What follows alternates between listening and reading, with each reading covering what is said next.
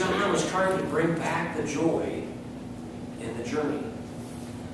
You know, as I think about journeys I've taken, we can get discouraged.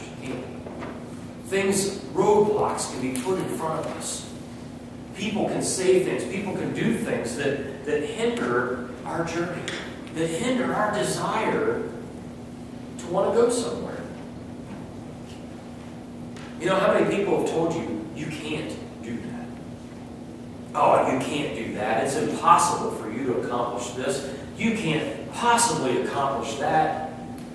You don't have the brains for that. You don't have the ability for that. You've got to be able to lift 500 pounds. You can't do that job. It sounds pretty discouraging, doesn't it? It sounds like a roadblock.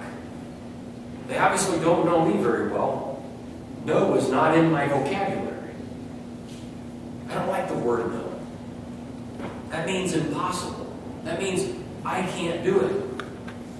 And in fact, if that thing requires you to lift 1,000 pounds, I'll certainly try. I may not be able to lift it, but I'll find enough people that will.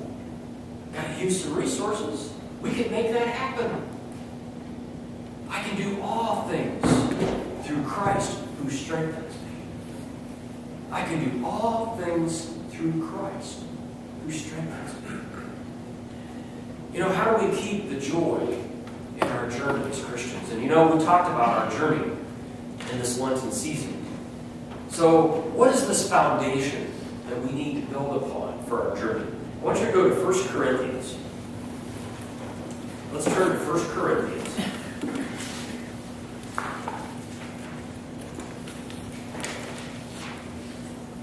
1 Corinthians chapter 3, beginning with the 10th verse. 1 Corinthians chapter 3, beginning with the 10th verse.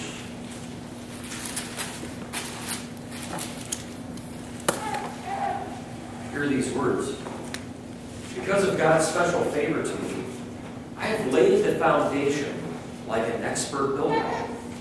Now others are building on it, but whoever is building on this foundation must be very careful. For no one can lay any other foundation than the one we already have, through Jesus Christ.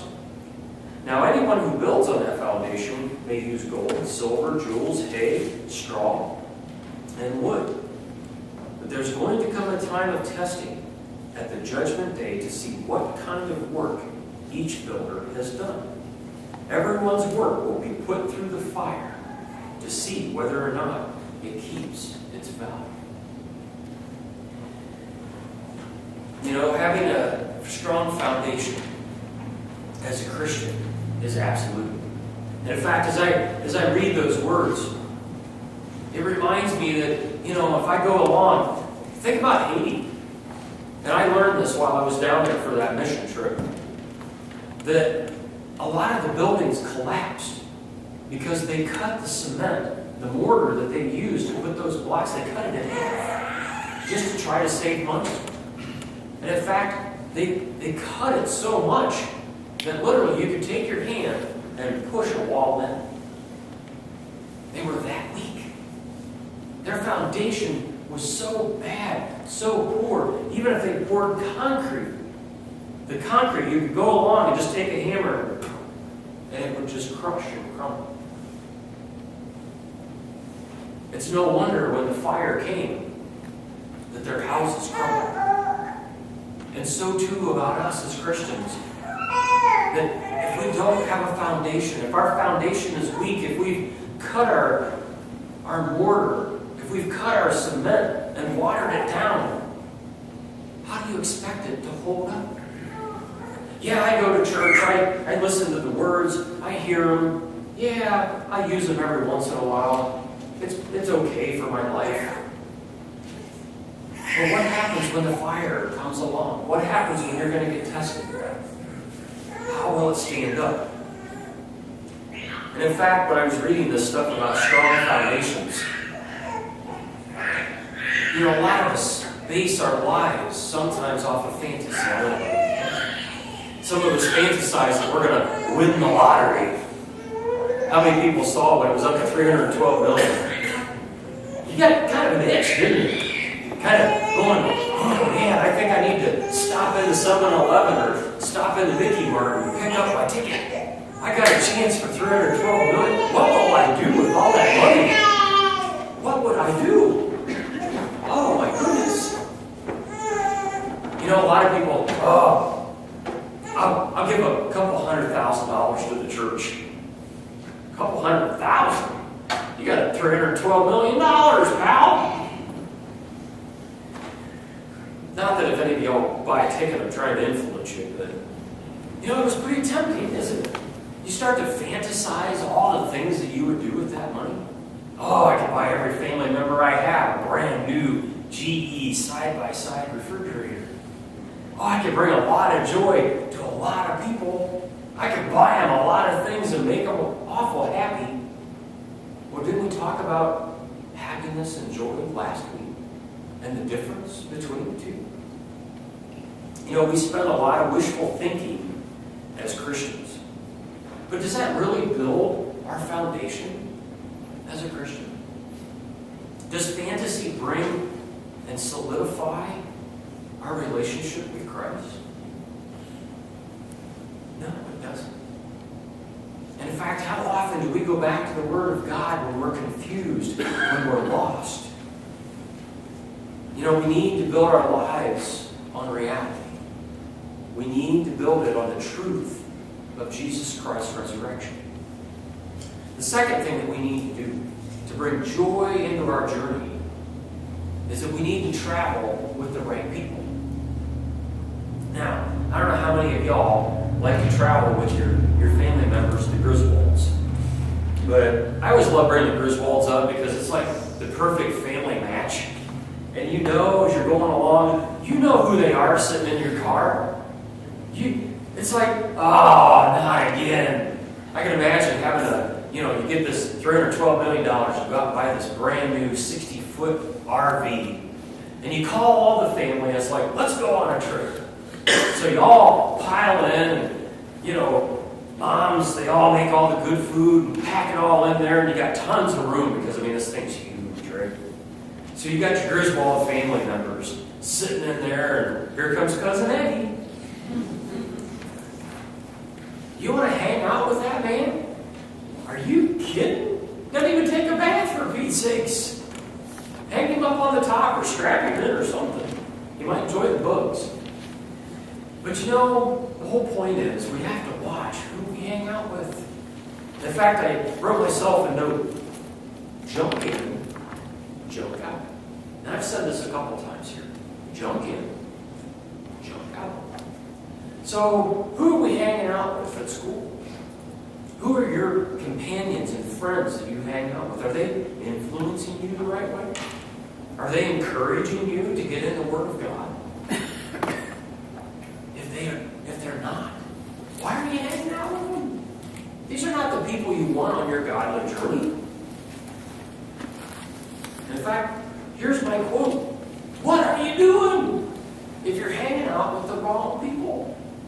All they're going to do is drag you down. Yeah, they may be your best friend initially. They may satisfy your ego initially. But are they encouraging you? Are they helping you along your journey? Are they giving you strength when you need it? Or is it just a matter of, hey, I've got something going on in my life and wonder if you could pray for me. I don't have time to pray for you. I got too much going on in my life. I've prayed enough already. Well, that's not the answer we need. That's just an excuse. What's the third thing we need to bring joy back into our journey? How many people have goals in their life? Anybody here have a goal? You have a thought? You have something you're working towards? No projects at home? Well, if you don't, come on over to the house. I've got tons. So what in your journey is your goal? What is your goal at the end of the day? When you leave this place, when you leave God's church, what goals do you have in mind? You hear me up here flapping my gums for a half hour. I hope I set you some goals in life. Do you leave here feeling like you have a goal? Is that goal Jesus Christ? Is that goal to get into His Word more? Is that goal to surround yourself with friends that will encourage you and strengthen you? Or do many leave here and you run to Walmart or run to some place and you're grabbing the Enquirer or you're grabbing People magazine or any of those other tabloids that are out there? In fact, those things become your goal. How many people get magazines at home and you see the front cover and you go, that is my goal. I want to look just like them. Or the neighbor gets a brand new John Deere tractor. No way. I just had to see if Sam was paying attention. I want one of those. Or I at least want something new. Man, that's nice and shiny. It's all waxed up and it looks great. Oh, look at that Harley Davidson. Man, I need to get that Softail. That looks so good. Man, I get some straight pipes on that. I'll make some noise going through action. You know, as I bring all those things up, what is our goal in life? And do we have the right goals? Do we have something that we're shooting for? I've heard some people say, I'm too old to have goals. I've lived my life long enough. What goal do I need? Well, how about Jesus? How about a goal to get into His Word more?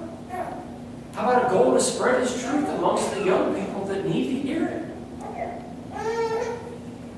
You know, my note was that we need to live in a world of reality. And that reality is that we struggle, don't we, in our journeys?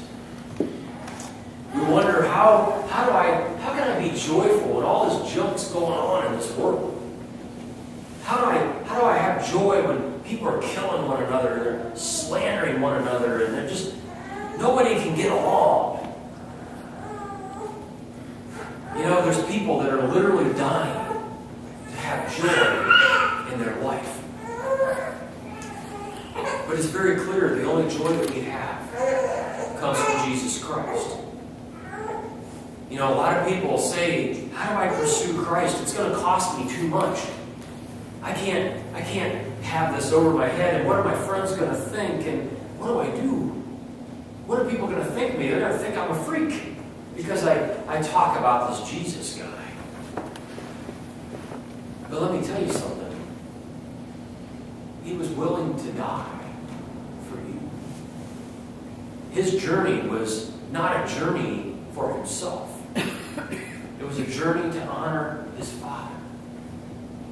It was a journey to honor His Father's will, knowing the people whom He would save, knowing the people He would heal. It came with a cost. He built it with a firm foundation. Jesus hung out with the right people. But you know, He wasn't scared to do one thing, and that was to ask directions for life.